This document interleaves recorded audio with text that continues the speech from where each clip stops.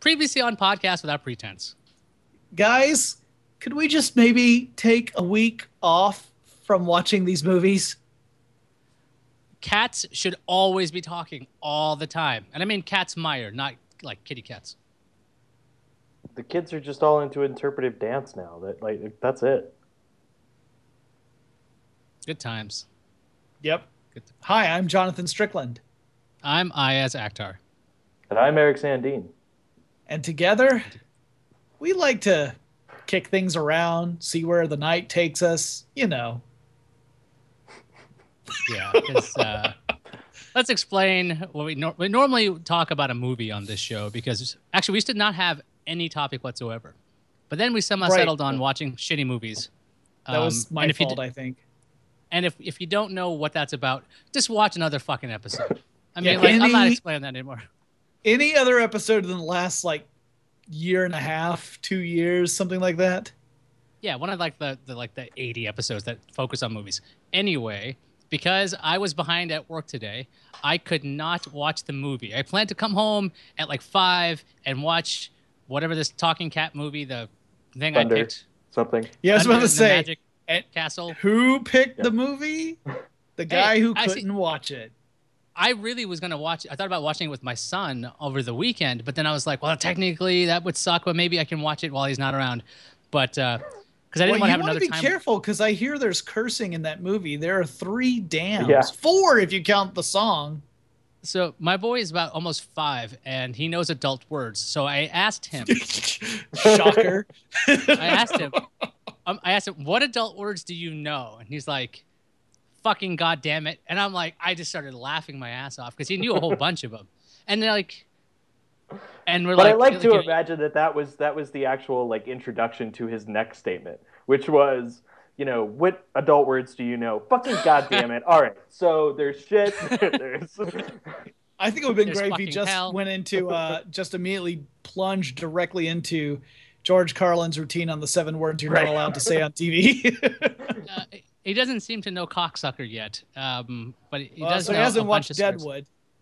No, but he doesn't. He doesn't know not to use it during the course of a day, and us laughing doesn't mean that he should be doing it. But I might have him perform that trick on the 404. So watch that on Friday, or listen to it on Friday. So he'll be over. So that's going to be insane. So I had a lot of work today. I was doing some Netflix work. There's a post going up tomorrow. I can't tell you what's going to be about, but I mean, you guys know what I cover, so you'll see it tomorrow if you want to know what's happening. But I had a lot of videos to shoot today, so it was a good day. It was a really good day. How about you, Eric? Did you have a good day? Yeah, I did have a good day. I did lots of things on the internet and pushed some code and things. So yeah, it was a good day. I don't normally record videos in my day job, so sadly, I will not have that experience. Well, you're doing it now, dumbass. Well, and again, I'm not good at it, as this is evidence of. So listen, not what they pay me for. Oh yeah, so again, we're not going to talk about this movie, other than the fact that I haven't watched the movie. It's my fault. We'll talk about it next week. Jonathan? Yeah. Are you still there? Do you have a hat? I'm still here. It's over there, but yes. I do have a hat. Why are you not wearing your hat? I mean, I can put it on if you want me to. It's just huzzah. There we go. This is great for the audio listeners. I think the hat. It's an understated number. Yeah, that's definitely the still for the episode. Right there. Yeah, no, that's my Renaissance Festival hat. That's what I used to wear as my the character that I used to play at the Renaissance Festival. And I'm actually gonna this weekend, Memorial Day weekend, they do Saturday, Sunday, and Monday. So I'm gonna go in on Saturday as my old character, the Lord Admiral, who's kind of a Disney villain, more on the goofy side of Disney villains type of character, very pompous and egotistical and dumb as a bag of hammers. And then Monday, assuming that I feel all right, because the weather is pretty hot and humid down here already, I'm not going to work Sunday at all. But Monday, I might go in as my alternate character, which is the town ghost, who is not actually a ghost. He's a the joke at the festival is that each character has a specific job, and so the town ghost's joke is that all the other jobs were taken. There was nothing available left, and so he took the job of town ghost because the town didn't have a ghost, and his motto is "It's a living." Well, do you come up with these characters, or are you assigned these characters? No. Well, okay. do you think somebody else would have come up with that, Iyaz? Well, like, yeah, because they're on. all part of the same Renaissance fair. I would think there's like a group of them thinking like, okay, let's throw some ideas out there, like a writer's room kind of concept. Like all right. table. I'll give you a real quick explanation. I mean, the way it tends to work, like the Admiral character is essentially the same character I played when I first worked at the festival from 1999 to 2001. I did 3 seasons as the mayor of the town, and the mayor was this very kind of sniveling kiss up to all the royalty. And it's exactly the same character, except I'm higher status as the admiral than I was as the mayor. And the only reason I didn't go back to being the mayor is because in my absence, I took more than 10 years off. In my absence, they hired someone who was the new mayor of the town, so I couldn't come back as the mayor anymore. But I like the character so much that we just elevated his rank. But it's the same character, same traits, everything like that. Does in that case, does the storyline go season to season? So like is there an arch between like the season you started in and like now? No, not typically, because you can't expect the people who come any particular season to have been there for previous seasons.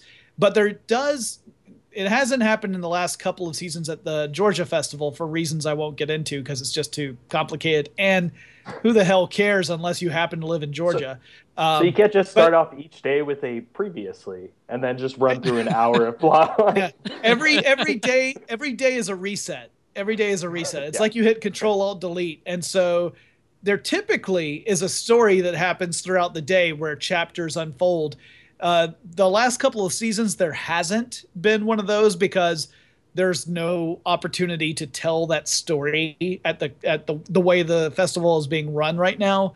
It used to be that we would be able to tell chapters of this story on one of the stages that is located in the festival. The festival has several stages, and you could follow the story. It would actually be in the program. You would know that chapter 1 would play at such and such stage at such and such time.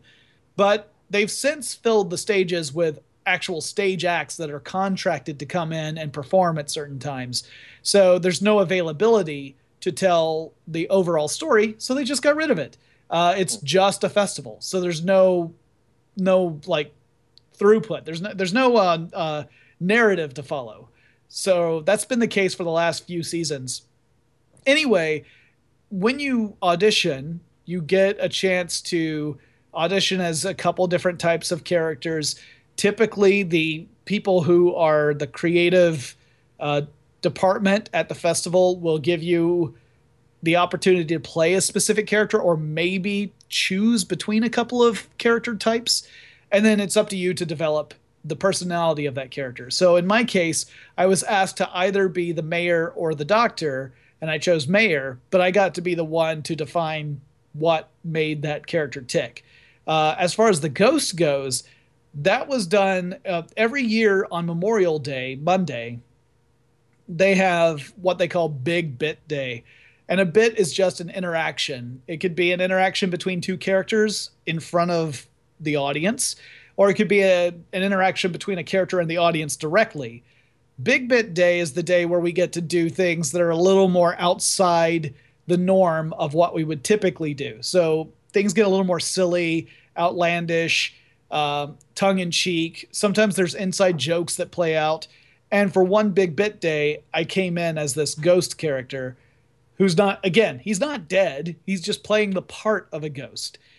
But everyone in the town acts like he's actually a ghost, so they all play along with it. Everyone kind of rolls their eyes and they're like, ooh, the mug is moving all by itself. And it's just meant to be an incredibly dumb joke that entertains the audience.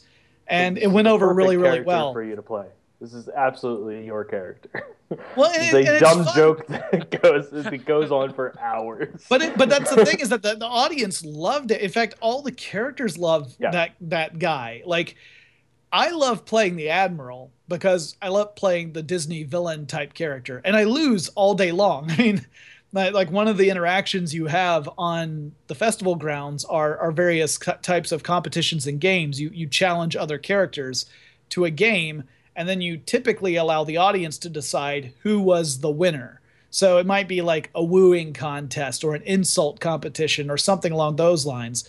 And the audience gets to decide who's the winner. Well, because I would play a bad guy, a very high status, I would almost always lose, even if I did an amazing job, because the audience wants to see the bad guy lose.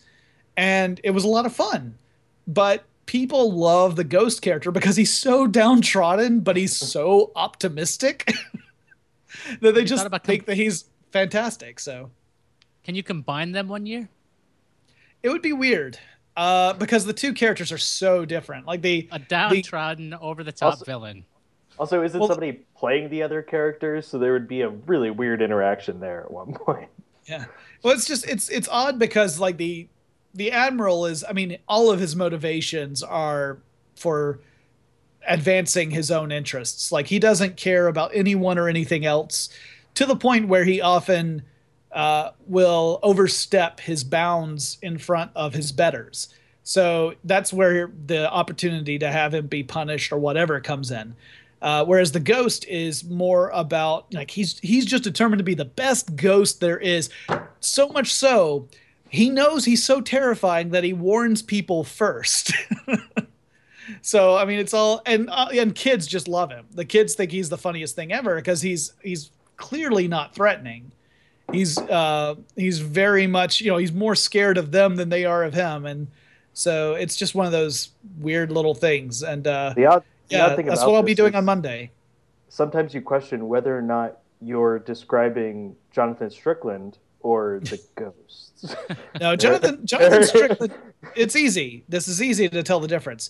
If I talk about interacting with children in any way, I'm talking about a character. There we go. It will not be Jonathan Strickland interacting with a child. Yeah, but anyway, that's this week has been a rough week for me. Just from just tons of stuff is piling up. I'm going to be going on vacation, not next week, but the following week. And you guys know, anytime you have time off planned, just building out the buffer so that you can take the time off adds so much to your workload that it starts to grind down on you. And that's where I am at right now. So I've been a little pissy for the last couple of days, and I've been aware of it. So I've been apologizing to people I am so sorry that I'm even more unbearable than I normally am. But it'll be good. So I'm going to go on vacation. So where are you going on vacation? I'm going to the Outer Banks, which is off the coast of the Carolinas. So, been there times. Yeah, near Kitty Hawk. So actually, I might visit Kitty Hawk again. I did that last time I went there. My in-laws rent a house over on the Outer Banks, and there are all these huge summer homes. I think there's something like 6 bedrooms in the house that we're renting. It is ridiculous how many there are, and my in-laws will be there. So my brother-in-law and my mother-in-law, and then another couple's going, and their kid is going. So there's a whole bunch of us who will be at this house, and I'm just going to spend a week there. I might even have, I'm pretty sure the house has internet access. So depending on how strong that is, I might be able to even be on a show that week, but we'll see. So let me tell you a story. Sure. We have no format today. So if you've noticed, the background of my little area here has changed a bit. There's a fan, but there's actually another shelf. Is that a Dyson bladeless fan? It's a Dyson ripoff fan. Oh. It's like a $40 little dealie. But anyway, so there's been some changes in the apartment. So we were looking for a new place, and we had an application in, and the place fell through. So the original plan was, if if the place fell through, we just stay where we are for another year. Now, this place is pretty tiny. It's a 1-bedroom place. And my son is over a lot. So we wanted a 2-bedroom. So the place fell through. We're going to stay until we're not going to stay. So we get into a discussion. Liz and I get into a discussion. We do an emergency overtime 3-day search for apartments. And of course, every realtor shows us a place that's like $400 to $600 more than we're asking to pay. So they're like, oh, if it's amortized, it's only $3,150. It's like, but I was telling you $2,800 is the max. $3,150 even amortizes too much, let alone the $3,460 you're actually asking. Like, it was just insane. So I'm like, this is wrong. So we decided to stay in this apartment and to basically reconfigure the entire space. So we've, like, behind me is a bed where my son will stay, and in front of me is where the living room is because I've switched everything in this space. So we had this little 2-step or 3-step not drop, what would you call it? A flight to the sunken living room, what used to be the living room. So we move everything, and we're like, hey, let's add some stuff. Let's add something over the TV because the TV is over there. So we add a shelf above the TV. We go to Home Depot. We get a shelf. It's a glass shelf. Of course, I was not expecting to buy a shelf because that was not on the list. I'm sure Liz is overhearing me from the bedroom, so this is going to be fun. So we go all the way to Home Depot, which is really south of here. She says, I can carry the shelf. I said, fine. So she carries this glass shelf on the subway. But it doesn't break. Bring it to the apartment, and I'm going to set it up because when something's got to be hung on the wall, it's my job for some reason. I don't know why. Anyway, so I go to set this thing up. I'm like, okay, I'll just start drilling some holes. I get on an ottoman, and as I'm putting up the bracket, I have a bracket in my left hand. It's a 4-foot metal bracket that runs the length of the shelf, and I got a screwdriver in my other hand. Apparently, I shifted my weight a little bit too much to the left on this ottoman, so I start toppling over. In my head, as I'm going horizontal to the ground, is, oh fuck, I think I'm falling. You can't be falling. Oh fuck, you're really falling. Don't impale yourself. So I come crashing down. Liz comes out of the bedroom, looks over there. I'm no longer standing upright. I'm on the ground. First thing I try to figure out is, like, can I move my feet? Like, yes, they still work. I go, am I still holding the bracket and the screwdriver? Am I impaled? It's like, okay, I'm still holding that. Good. I'm not impaled. Then I feel some terrible pain in my leg. And so I kind of kick the ottoman out of the way. I kind of scoot out of the way. I can't walk. And it turns out I had hit 2 feet of the ottoman, like the little 2 round discs, which had dug themselves about like a 1/16 of an inch into my shin, like on the top of my shin and the bottom of the shin. And there was a huge fucking scrape, about a 4-inch scrape by about let's say half a centimeter wide. So it's not tremendously large, but I'm like, oh, good, it's not bleeding. Of course, when Liz brings out the isopropyl alcohol, it starts gushing, just starts bleeding. So I was like, great, I feel great. So I got really injured on last Sunday, not the one that just passed, but a couple Sundays ago. The first thing I did after that was get the step stool, finish the fucking bracket and shelf, and then sit down because that was a lot of fucking pain. That was my Sunday a couple of Sundays ago. I gotta say, based on that story, never go to IKEA because you could die. Yeah. I'm lucky because these IKEA shelves behind me, I didn't build these shelves. If I did, I would have died. That bed I had help with. But man, I'm like, it was hilarious because Liz is like, she's freaking out. I'm like, oh, you've never seen me get hurt before. She's like, no. I mean, she's known me for 4 years. So like, she's never seen me take a fall, which is amazing because I used to fall a lot. Apparently, when I hit over 30, I stopped doing that. I don't know how that's possible. But now she's seen it, and it really fucking hurt. And use a step stool, kids. That's a future lesson there. Man, I can feel the scab on my leg. It's just not. It wasn't fun, man. Don't do that, anybody. Don't use an ottoman. And I was so embarrassed. I'm like, I do not want anybody seeing this because I had like, who has bandages that long? Like a 4-inch bandage that's just so it's like basically pads with medical tape everywhere. I look like I was wearing a shin guard for a couple of days. Well, I mean, did you need to wear shorts? I mean, I just wouldn't have worn shorts. Well, I couldn't wear shorts even if I wanted to because I didn't want to show that thing off because Yeah, it was like 80 degrees in New York and it was like right. 95% humidity. So and I was going to work. So, it felt great wearing jeans in that weather. And anytime anything brushed up against me, including a dog, one of my dogs, just kind of like, soft, furry little dog just goes past you and you just want to scream and swear. Well, I will say, as someone who walks a solid hour to get to work wearing jeans in Atlanta, Georgia, yeah, it's not fun. I don't wear shorts to work. I pretty much have zero clue what you guys are talking about. Like humidity, what the hell is that? Go back to when you lived in Baltimore. Oh yeah, they had humidity in Baltimore. It's basically like, or if you can't picture it, if you're listening at home, because I always say kids, just imagine like you walked into a bathroom, a very small bathroom that has no vent fan after like 20 people have taken showers consecutively in that room, hot showers, and then you walk in and you're like, ew. Also, if you're talking about New York, you should also imagine that at least as many people have taken a piss in that restroom too. Yes, there's also quite the odor. That's like the best part about winter. Nothing stinks. It's nice. Although there is mysterious steam coming out of the ground everywhere in New York. You're like, is there a steam factory beneath the streets? What the hell is going on? Yeah, I saw some like television style New York when we were looking at apartments like above 100th Street. Like people just standing on the sidewalk talking to each other, not trying to go anywhere, but they live in town. It's like, or like they live on the block. It's like, what are you doing there? Like, don't you have something to do? And they don't. They're just literally just older people talking, I guess, waiting to die.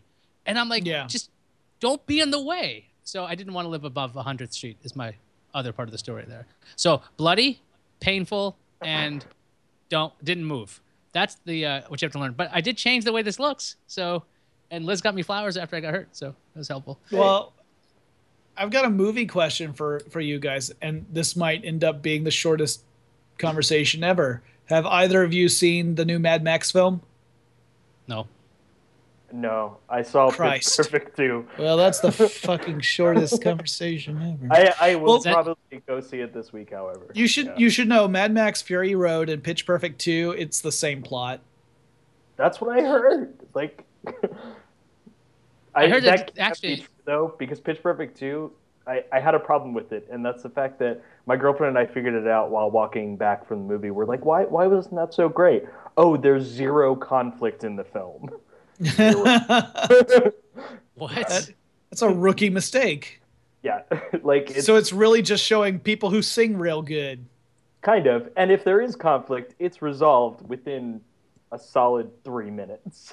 They must have seen that classic masterpiece film, Daddy Can't Dance, right? And then just yeah. Wait, that movie had conflict. Yeah, but it resolved a lot of the conflicts immediately after establishing them. It had more conflict than Pitch Perfect 2. I will definitely give it that. Yeah. I watched Pitch Perfect, the original one, a couple of months ago, and I thought it was really good. And I know Eric, you had said it was really good, and I was like, Eric, Sandine and his fucking stupid ideas. that darn Eric is what I call him in my phone. Actually, that's his contact info. But I heard Pitch Perfect 2 not only doesn't has no conflict, but apparently it's just kind of, it just pales in comparison. It's nowhere near as good as the first. Is that what you found? Oh, totally. Yeah. I mean, the other thing that kind of stuck out to me was it seemed like they were just throwing every joke every writer had an idea for, like at the screen, So it's just like, every joke that was written in that script made it through to the final version. Half of them stuck, half of them were horrible. It's killing me that we're having a conversation about Pitch Perfect 2 when Mad Max Fury Road fucking came out over the weekend. It is killing me. Didn't Pitch Perfect 2 come out on the 15th? Same weekend. Yeah, what's wrong with that? You're right. Opening movies, Jonathan. Well, to be fair, also Pitch Perfect 2 did much better box office than Mad Max did. Yeah, apparently killed it. But yeah, it just out of the three of us, I would have thought that Mad Max would have been like the bonding agent more than Pitch Perfect. I have not seen either Pitch Perfect film, which is odd because I'm really yeah. I enjoy like musicals and stuff, and I enjoy the concept of what is going on, but I haven't seen them. So I need to at least watch the first one, apparently. Yeah, the first one's pretty good. No, I heard Mad Max was absolutely amazing. Like the difference, the reason I didn't see it actually was because we were walking downtown and we finished dinner or breakfast, and Pitch Perfect 2 was the closer time of a movie start, and that is my story. So see, we went to Movie Tavern and had breakfast while watching Mad Max Fury Road. What food pairs? Hang on. What food pairs best with Mad Max 2? You mean Road Warrior? I'm sorry. Yeah, I don't. Not 2. Sorry. Okay, so Road Warrior, the best one is like a steak that's been charred to a crisp. I would say Sandy's. Sandy's would go great with Fury Road because there's a lot of sand. So like the cookie, the Sandy, those would be fantastic. I thought you were talking about the cookie, but I almost had to look that up and be like, am I missing a food? No. I will say Fury Road was a lot of fun. I didn't love it as much as a lot of my friends did because I felt like there wasn't enough story there. But then I'm also one of those people who I'm not big on action films anymore unless there's something compelling going on, because otherwise I could just watch a Michael Bay movie if all I want to see is a series of explosions that are shot really well. But Fury Road's better than that. Don't get me wrong. Fury Road is better than just random explosions. Jonathan Strickland shooting down that 98% on Rotten Tomatoes. I enjoyed it. I enjoyed the movie. I just had some problems with it. Part of it is that, you sacrifice some exposition in order to, one, keep the pacing up, and two, maintain a level of mystery with your characters. The problem I have is that if you make your characters too mysterious, you don't really understand their motivations, and then you have very little invested in those characters. So whether they succeed or fail doesn't matter as much to you. And I want to be drawn in. I want to care about the characters. I might be super picky. Perfect too. What's that? This reminds me of Pitch Perfect too. Yeah. They introduce a new character who's like the new girl who joins the group, and here's the deal: you don't give a shit about her the entire time. That's a problem. They end the movie on her, and you're like, got it, don't care. I will tell you, I guarantee that your favorite character in Mad Max Fury Road is going to be the Doof Warrior. If it is not the Doof Warrior, I will be absolutely shocked. Mm-hmm. The Doof Warrior, also known as Guitar Guy. Oh, is that the guitar guy? I was just about to. Yeah. Holy shit. I was like, every time he was on screen, I'm like, this is the best thing that's ever happened on film.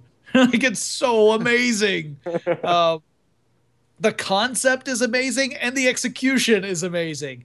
Do you know anything about this character? Not a goddamn thing, but it doesn't matter in this case. But it's definitely, I mean, that was so balls out crazy. It was awesome. Yeah, like the first time I saw like the photos of that, I just imagined the writer sitting there going, now hold on. We have this guy with a guitar, and everybody else is like, this is gold. Just done. Let's do it. Yeah, well, not only think of it this way. We've got a film now. He's called the Doof Warrior in the credits. He's never, as far as I know, he's never referred to in the actual film itself. He's just there. Mm. And he rides aboard the Doofmobile, which consists of, it's kind of like this, it's an enormous truck the front of which are a whole bunch of speakers and amplifiers that he is suspended in front of on a harness, playing this badass guitar. And on the back of the vehicle, so it's like this huge wall of speakers. Behind that, on the back, is a line of guys playing oversized drums. So they're providing the rhythm section on the back of the vehicle as he's in front shredding. And I was like, okay, this is the best thing that's been in any Mad Max movie ever. So, by the way, I got into an argument with a coworker who said he thinks this is easily the best Mad Max film in the franchise. I still prefer Road Warrior, but it's good.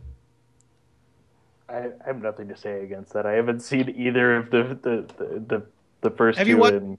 Have you seen forever. any? Oh, okay. I've seen the first one. Yeah. I saw the first one. That's why I was like, oh wait, the second one. I think there is a second one. I forgot. Yeah, that. there's Mad Max, which is actually, it takes place really before the whole post-apocalyptic thing. It's when everything's falling apart, but before you've gone into this crazy post-apocalyptic world of Australia, which is, it's actually kind of weird to me that the world in Mad Max, I mean, it doesn't match up at all to the world in Road Warrior or Beyond Thunderdome. Like there's not enough time has passed between Mad Max and the other two for that to make sense. But ultimately, I would say that the Mad Max series isn't really about continuity at all, which is pretty obvious. I mean, I'm not revealing anything special here, but it's more about exploring this particular kind of genre, and it does that really, really well. So you're saying you wouldn't need to watch or get caught up on the other two? I mean, like the very beginning of Mad Max Fury Road, there's a little tiny bit of exposition about Max's past where you can glean that he has suffered tremendous loss and now he's just out to survive. Like, he literally says that. So that's all you really need to know about his character. You never learn anything more about Max in this film. Like, he's actually not very important in the movie ultimately. Yeah, he is there, and we're living the story mostly through him, but he's not the important character. So it's like Godzilla. The movie's named after him, but unlike Godzilla, not a major player. Unlike Godzilla, Mad Max is actually on goddamn screen for most of the movie. Oh, he shows up, does he? That's a great fucking idea. It's a wonderful idea. But no, I would say that Charlize Theron's character, Furiosa, is more important in the movie, and she's great. She's fantastic. I do have a bone to pick with her character too, and that's where I was kind of alluding to the problem of maintaining a mysterious aura around the character, that if the mystery is too great, then you don't know what the motivations are, and therefore it's harder to get invested in the character.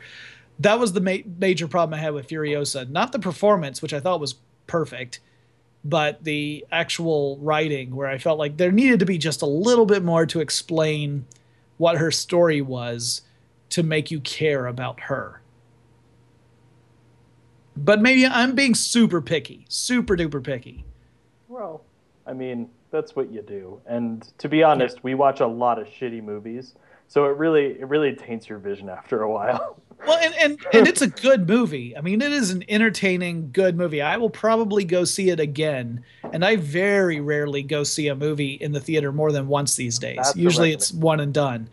But it was entertaining enough where I might go see it again. Maybe just for goddamn 240. Did you see it in 3D or? No. No? Okay. It a single moment in the movie where I was like, this is specifically for the 3D audiences. There's one moment in the movie. Was it shot in 3D or is it post? I don't even know. I don't know, but if it doesn't look like it would have mattered. For most of the movie, it doesn't occur to you. There's one bit at the end. There's an explosion at the end of the movie where stuff is flying toward the screen where you're like, okay, this is obviously one of those super cheesy 3D movie moments. But it was the only one I noticed. At the time, I wasn't even thinking that, this was all available. So I don't know if they shot it or if they converted it. I got to see Avengers 2 again with my son this time. So I got to see that twice now in the theater. It's not as bad as everyone says it is. So I didn't think it was bad. I thought, I mean, I definitely had problems with it. I felt it was really disjointed in parts because, and in large part, it sounds like that was due to Marvel's involvement. You know, the idea that the whole Thor vision pool sequence seemed like it was completely out of place for me, and apparently that was a mandate from Marvel. Oh, and I've got a thunderstorm going on in the background. Woohoo! So that part I thought was unnecessary. That was one of those movies where I felt the pacing was a little weird, and again, I think it was largely because you had the struggle with the studio and the director and writer, and I think it was still a very entertaining movie, and I could see that one again, but I didn't like it as much as some of the other Marvel films. Eric, have you seen this thing? Age of Ultron? I haven't yet. My girlfriend has a very hard time dragging me to films. So Eric, how many times have you seen Pitch Perfect 2? Well, I mean, so the first one, it was a matinee showing, so that's half price anyway. So right. I don't really even count it. So 3.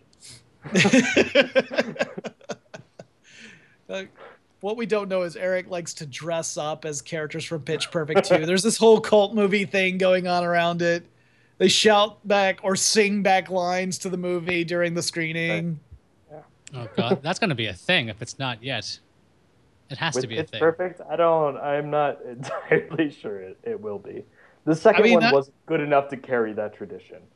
And it wasn't bad enough to carry that tradition. Gotcha. I've seen it done with lots of, obviously Rocky Horror is the big example, right? Rocky Horror Picture Show being the film that really defined the cult movie experience as far as audience participation is concerned, where it's actually become codified, where there are theaters that do audience participation that have traditional lines shouted back to the screen, and it changes depending upon what theater you go to. It's kind of a weird thing.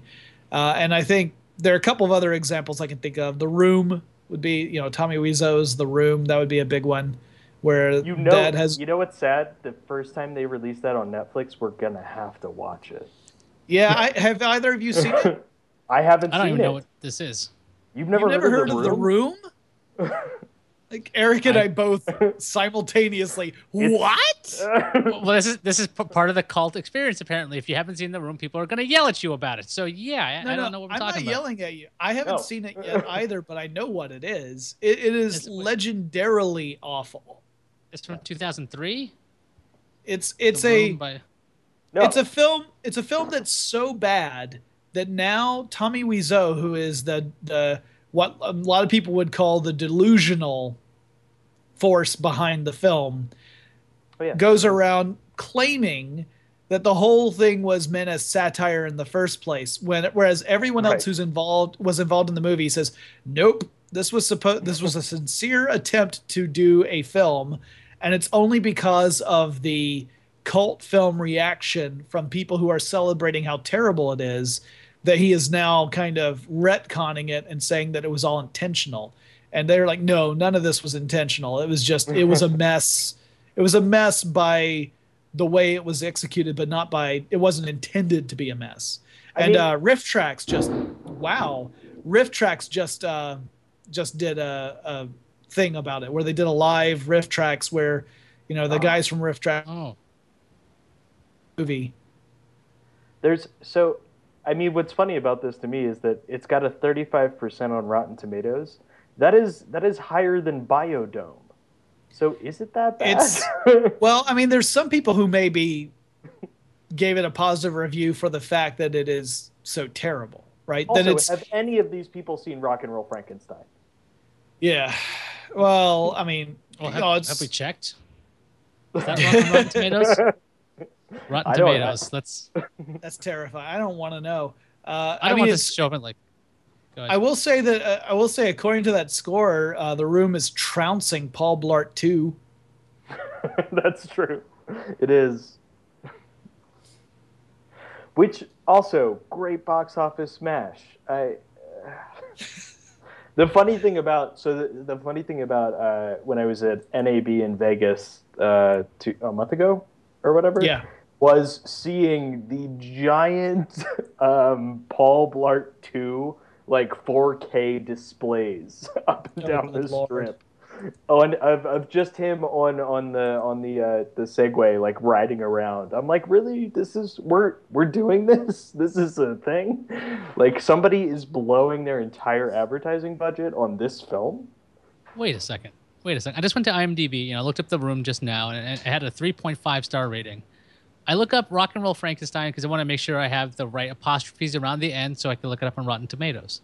It's got a 4.7 rating. So it's rated higher than The Room. Now I'm really intrigued about The Room. I don't think it's going to be anywhere near as offensive, but yeah. Well, I mean, you could argue that homophobes loved Rock and Roll Frankenstein. That's what is the Venn diagram of movie reviewers and homophobes?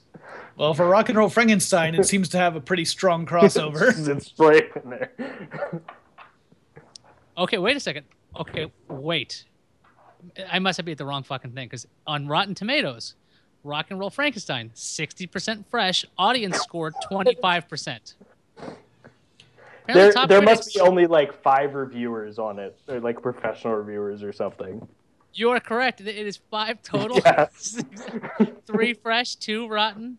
Of the audience, there's been 91. So here's what we members. also need to know now: those 3 reviewers who rated that fresh, we should follow them and find every other film they've rated because it's gotta be horror. I just want to. What publications did they write for?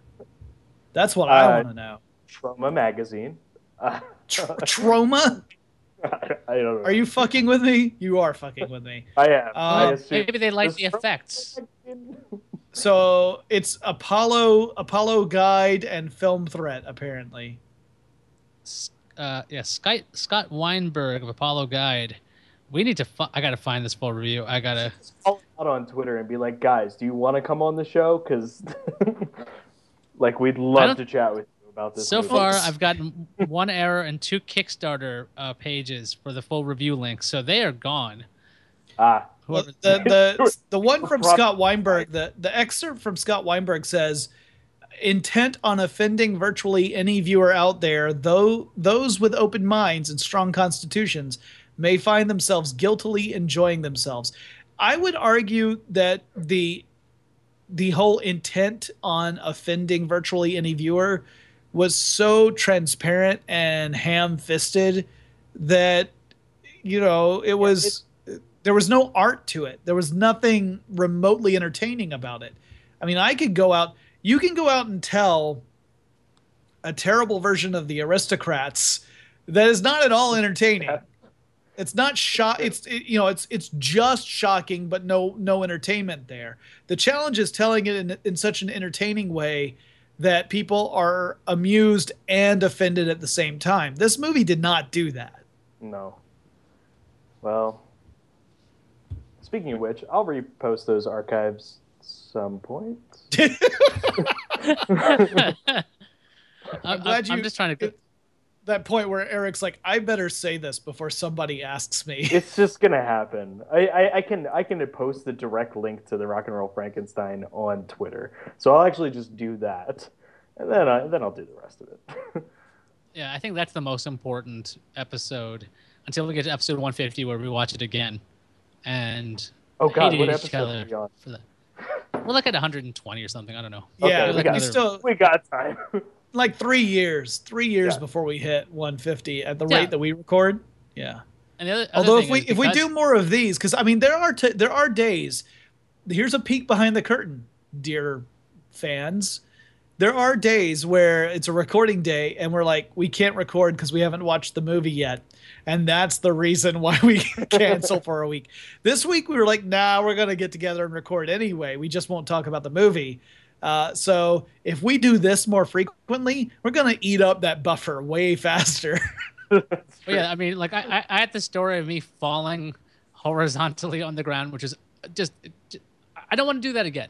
And I had a couple of the boy story of him swearing, so I'm going to be fresh out of those. So don't worry about that. Nothing ever happens to me regularly. So once every month or so, something notable happens to Iyaz.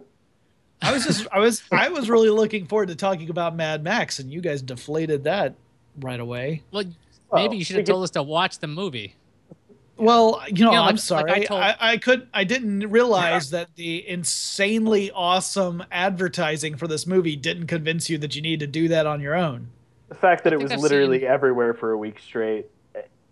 It spoke to me, but where have you seen the ads for this thing? What are you watching? Well, let's see. I watch Agents of Internet, Iyaz? Yeah, there is this thing called the internet, and there are ads on it. Where? Okay, be more specific. So there's also a little site called YouTube, which occasionally has an ad play before a video that you play, and sometimes that ad happens to be a preview. And there have been a lot of Mad Max previews out there. I've also seen it like in other places, but actually I was mostly seeing it on television when the only TV I watch right now is Agents of S.H.I.E.L.D. And I would see it occasionally as a preview in the middle of that. So, oh yeah, I got TV. I got kind of TV. I got the Sling. Well, that's TV. good because that goes well with the 48 cable boxes that you own. No, we signed up for this. They're not compatible. Yeah, they don't work. No, we signed up for Sling TV the other day, and I promptly realized that. Wait, I hate TV. TV's horrible. Like, yeah, live TV. Like, I was talking to somebody at work about this because like there are all these fucking ads. They take forever. Yeah. Everyone who complains about Hulu is like completely wrong because the ad breaks while they suck. No. Yeah, Hulu. Break. I'll do it. It's like it's 60 seconds of ads and they tell you how long the ad break is. It's like that's fucking awesome. Versus like waiting 6 or 7 minutes before the thing comes back. You're like, how? Well, they're not gonna wrap up. The Sling TV app is so strange because you're limited in what you can do in every channel at random times. It's like, no, you can't watch this show on this channel. Okay, fine, whatever.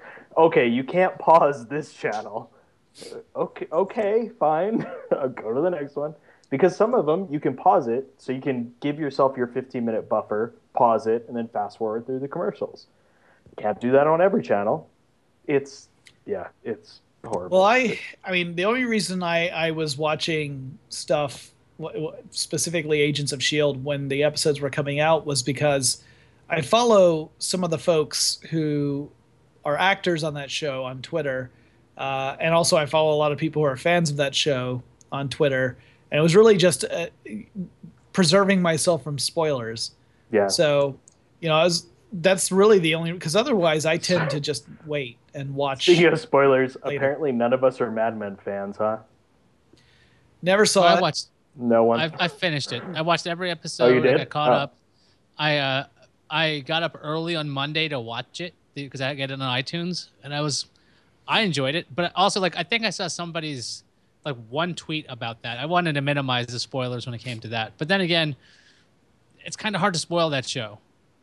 Well, I guess you could kind of spoil the finale, but it's... Well, there was a long time where people were thinking that because of the iconography in the opening credits, that the last episode was going to feature Don Draper throwing himself out the window. Yeah, that's what people thought about the Breaking Bad opening too. They thought like it's just going to end with a periodic table, but it wasn't that literal. Yeah. Now, Iyaz, after watching the finale of Mad Men, would you like to teach the world to sing in perfect harmony? Would you like to buy the world a Coke and keep it company? I mean, I could try. I don't think I could afford to do that. You're in Atlanta. Maybe you have an in. I don't. Oh yeah, no. World of Coca-Cola is just a couple of miles down the road. I can't afford to buy the world of Coke. I can buy the world a Coke, one of them. All right, they're gonna have to share. All right, you guys gotta get a shit ton of straws. Yeah, it'll fit in this thing. But yeah, I like the ending. If you guys ever are spending time in Atlanta, we'll have to go to the World of Coke so you can see what corporate indoctrination is all about. when it's, That sounds fantastic. presented in the form of entertainment and tourism. I've been to Hershey Park. It is like Hershey Park, but concentrated into a single building. Oh. Does it Well, smell like Coke? sounds shorter. It's actually it well, I haven't been to the new one. So there used to be there's a region of Atlanta called Underground Atlanta. And it's called that because it's literally underground. There's a whole section that was built up and then stuff was built on top of it. And now it's just kind of like a tourist Weird trappy mall. post-apocalyptic. It feels like a post-apocalyptic mall, or a mall as we would say today. Or a mall. Yeah. And but there next, like across the street from the mall area, was the original location of the World of Coca-Cola. In fact, the giant revolving Coke sign, I believe, is still there. I don't often find myself in this particular part of downtown Atlanta, so I'm not sure that it's still there, but I think it is.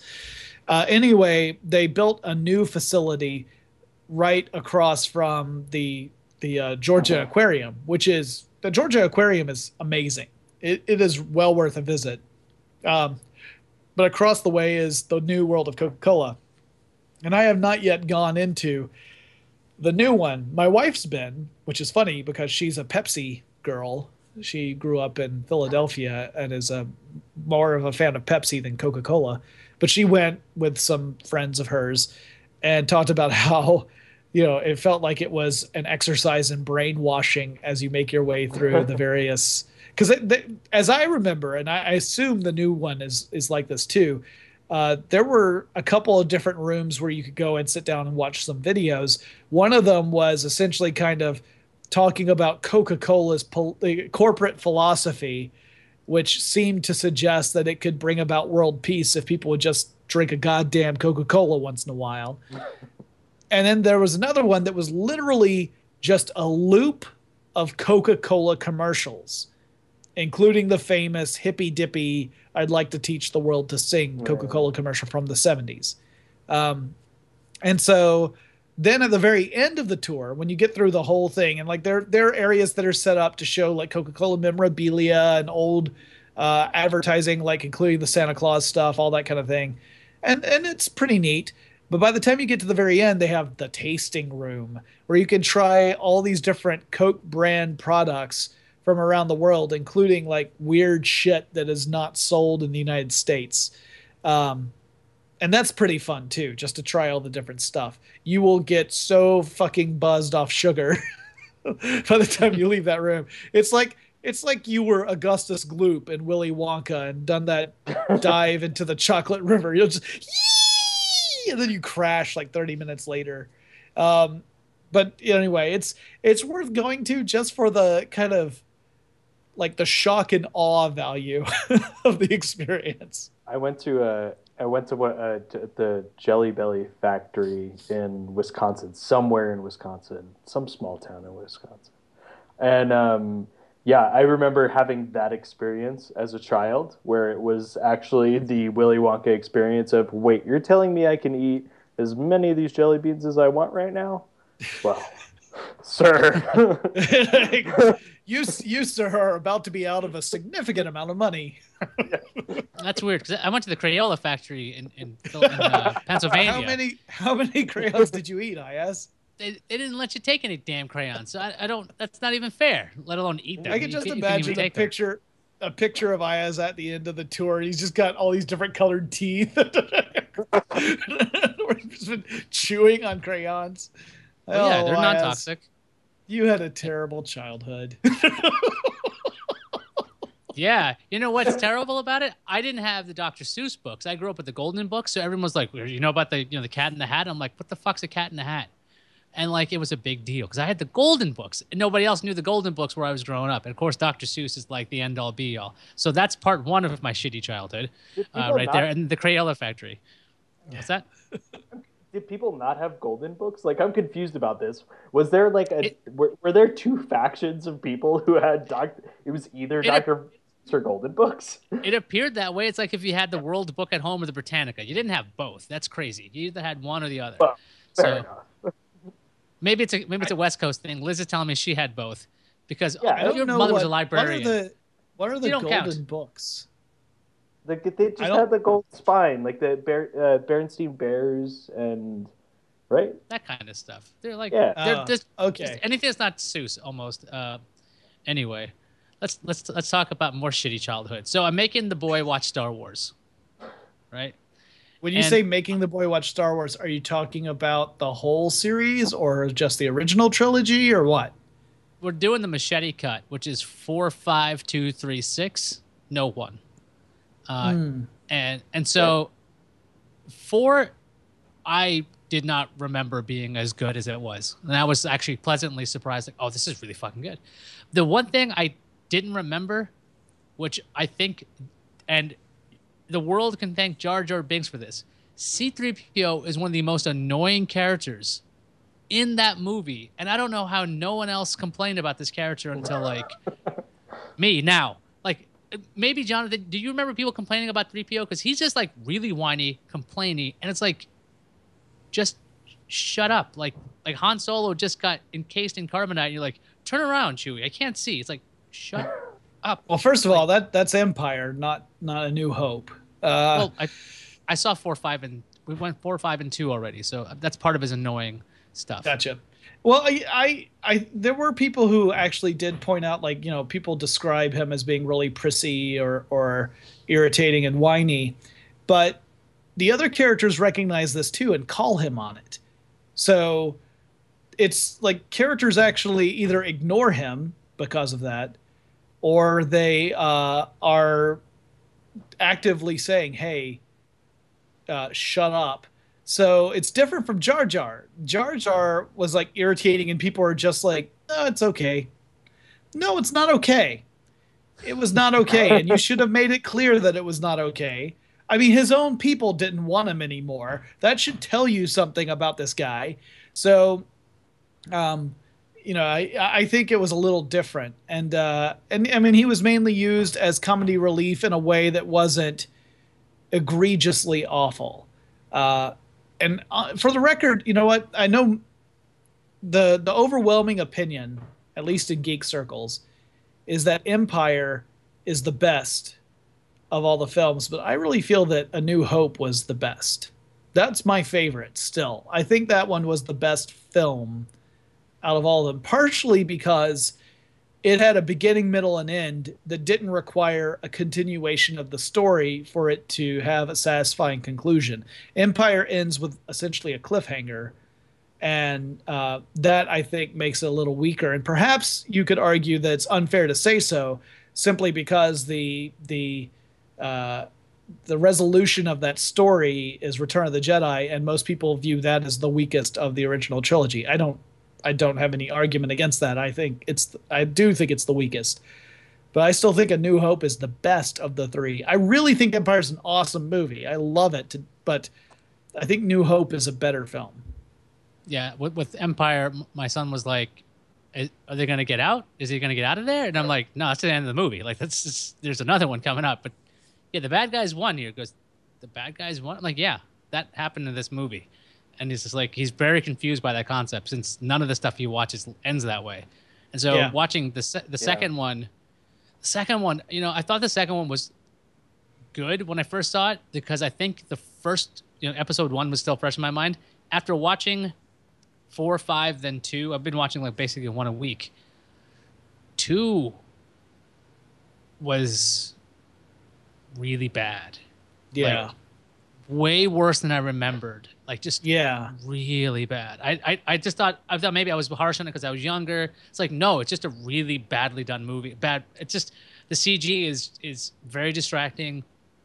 The acting is hardly there. I don't even know how to describe this stuff. It's just it was just and miserable. the story is terrible. I argue that I think the prequel trilogy is universally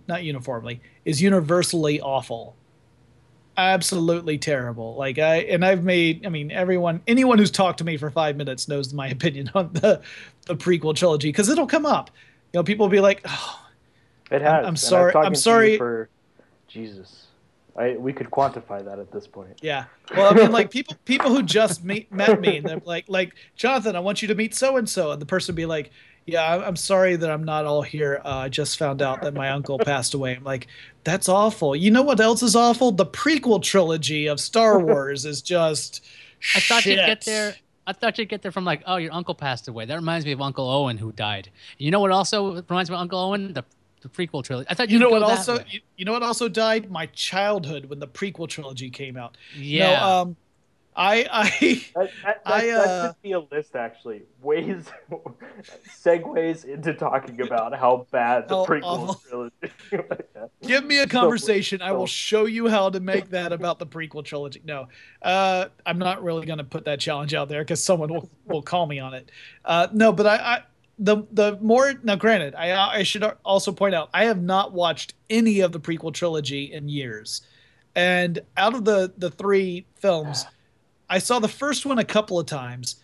I saw probably more like 4 or 5 times total if you add up all of them. I saw the second one maybe twice, and the third one I only ever saw once in the theater on opening night, and that's the only time I ever saw it. I never bothered to watch it again. That being said, and keeping in mind that there are many years between me and viewing those, I argue today that out of the three, episode 1 is the least bad. It's awful, but I argue 2 and 3 are worse in different ways. I think that 2 is worse in the sense that it's just a god-awful movie that doesn't have any sort of interesting plot, acting, characters, any of that. And the choices that are made are uniformly terrible. And the whole attempt at a love story is so poorly handled that it should be Tommy Wiseau's The Room. And then the third one does so much to undermine the awesomeness of the greatest villain in science fiction history that it is unforgivable. But that's my opinion. and also that Iyaz is willfully subjecting his son to this. Well, it was originally his idea. He saw the Blu-ray sitting around, and he's like, "Can we watch that?" And we're like, "You want to watch Star Wars?" He goes, "Yeah, Star Wars." And I'm like, "All right." So the first one he got to watch, and the next one he's like, "The next one." Like, I'm not letting him watch one just yet because I don't think he can sit through the senatorial hearings. I'm not kidding. I don't think he can handle it. Like, it's just Yeah. pod racing can be fun, I think, but Pod racing, that sequence went on for way too long. It screamed, George Lucas likes cars that go fast. That's what that sequence seemed to stress over and over. How did your son like the 2 entries in the original trilogy? I mean, that's definitely a type of filmmaking that you don't see that frequently these days, and I would imagine for a lot of kids it feels pretty slow. Well, he didn't seem to mind the pacing of either one. He when it came to 4, he was more interested in like just all the weirdness about it, like okay, like they're living in huts and they're even Luke when he's just like pouring liquid into these cups, like everything looks a little different. So he was very intent on watching all these things.